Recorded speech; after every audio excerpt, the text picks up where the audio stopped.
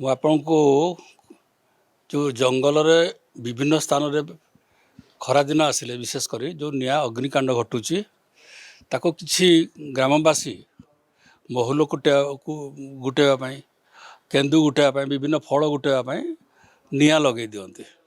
ତେଣୁ ଆମେ ଓଡ଼ିଶା କୃଷକ ମହାସଂଘ ତରଫରୁ ଗୋଟେ ପ୍ରସ୍ତାବ ଦେଇଥିଲୁ ସରକାରଙ୍କୁ।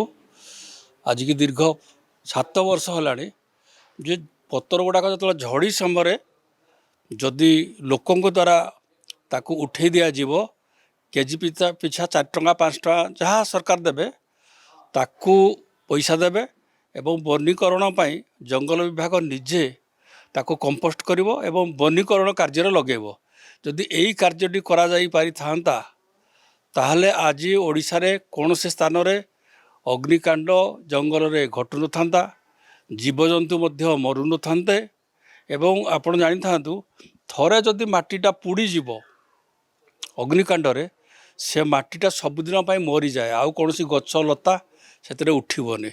ତେଣୁ ସରକାର ତୁରନ୍ତ ଦିଗରେ ପଦକ୍ଷେପ ନେବା ପାଇଁ ମୁଁ ଆପଣଙ୍କ ଟିଭି ମାଧ୍ୟମରେ ଅନୁରୋଧ କରୁଛି।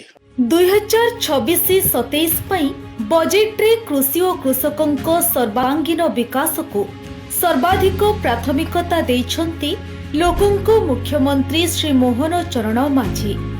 ଚାଷୀମାନଙ୍କ ଆର୍ଥିକ ସଶକ୍ତିକରଣ ପାଇଁ ବ୍ୟାପକ ସହାୟତା ରାଶିର ବ୍ୟବସ୍ଥା ସହ କୃଷି କ୍ଷେତ୍ରରେ ଆଧୁନିକ ଜ୍ଞାନକୌଶଳ ଓ ଯାନ୍ତ୍ରିକୀକରଣକୁ ପ୍ରୋତ୍ସାହନ ଦେବା ପାଇଁ ଅନେକ ଗୁରୁତ୍ୱପୂର୍ଣ୍ଣ ପଦକ୍ଷେପ ଗ୍ରହଣ କରିଛନ୍ତି।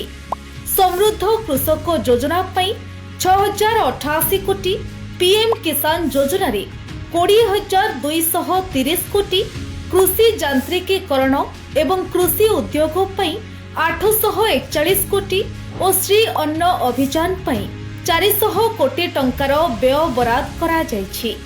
ଏହି ବଜେଟ୍ ଅଧୀନରେ ପୁଷ୍ଟି ଶସ୍ୟର ଚାଷ ଓ ବ୍ୟବହାରକୁ ବୃଦ୍ଧି କରିବା ସହିତ ଗ୍ରାମୀଣ ଅର୍ଥନୀତିକୁ ସୁଦୃଢ଼ କରି ଓଡ଼ିଶାର ପ୍ରତିଟି କୃଷକ ପରିବାରକୁ ଏକ ସମୃଦ୍ଧ ଓ ଆତ୍ମନିର୍ଭରଶୀଳ ଭବିଷ୍ୟତ ପ୍ରଦାନ କରିବାକୁ ଲକ୍ଷ୍ୟ ରଖିଛନ୍ତି ଲୋକଙ୍କ ସରକାର।